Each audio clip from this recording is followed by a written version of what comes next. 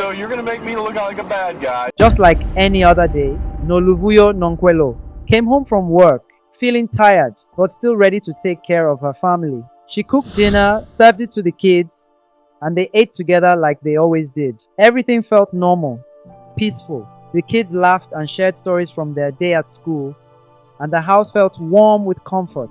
It was just a regular evening, but that night, things would change forever. Around 11 p.m., as the kids were getting ready for bed, they suddenly heard loud voices coming from their parents' bedroom. It wasn't the usual talking or laughing. They could hear the arguments. The voices were angry and raised, and the kids knew something wasn't right. It was more than just a normal fight. It sounded serious. They felt nervous and scared, but they didn't want to interrupt. The shouting went on for a while, and then just as suddenly as it started, it stopped. The kids didn't hear any more noise, so they decided to go to bed thinking everything was okay again. But little did they know, things were far from okay. After the argument, everything seemed normal again. The house was quiet, and Noluvuyo and Yibanathi went to bed like they usually did. The kids settled down in their rooms, thinking their parents were just having a tough moment, like couples sometimes do. But that wasn't the end. Around 2 a.m., something horrible happened. Yibanathi, in a moment of uncontrollable anger, woke up while Noluvuyo was sleeping.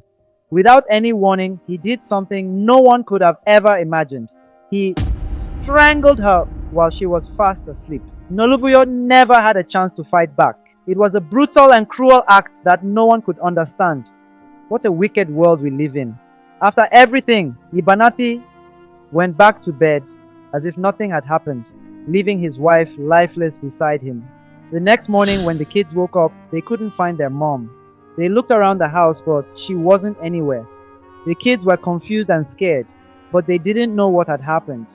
They tried to manage themselves as best as they could, getting ready for school without their mom there to help them like she always did. They didn't know that something terrible had happened to their mom, and Yibanathi didn't say anything to them. He let the day go on like nothing was wrong. A couple of days later, Yibanathi finally went to the police and told them that Noluvuyo was missing. He pretended he didn't know where she had gone, but the kids were already worried. They had noticed things were strange, like the bathtub being moved, and they told their grandparents. The grandparents were immediately concerned. They took what the kids had said seriously and called the police to report it.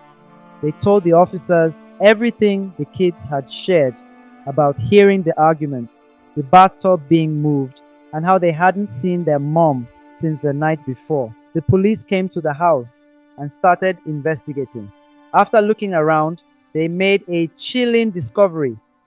They found Noluvuyo's body buried under the moved bathtub. The DNA tests confirmed it was her, and the post-mortem showed she had been strangled. The cause of death was clear.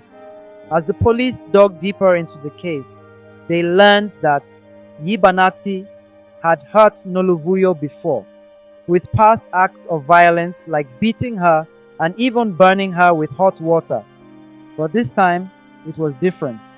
It was the final deadly act of anger that had taken her life. Despite initially denying everything, Yibanathi couldn't escape the truth. Judge Buyiswa Majiki sentenced him to life in prison for the murder of Noluvuyo. He was also given extra time for trying to hide the truth and for all the times he had hurt her before.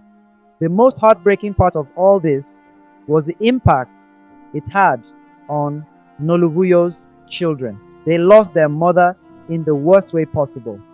They were left with a father who had taken her life. The court ordered that the kids go for trauma counseling to help them understand what happened and heal from the pain. This story shows us the dangers of uncontrolled anger. Yibanathi let his anger take over, and it cost him everything. He took the life of the woman he was supposed to love and protect. We all need to remember that when we're upset, it's better to walk away and think things through, because anger can make us do things we'll regret forever. Take care of your emotions, talk things out, and remember, violence is never the answer.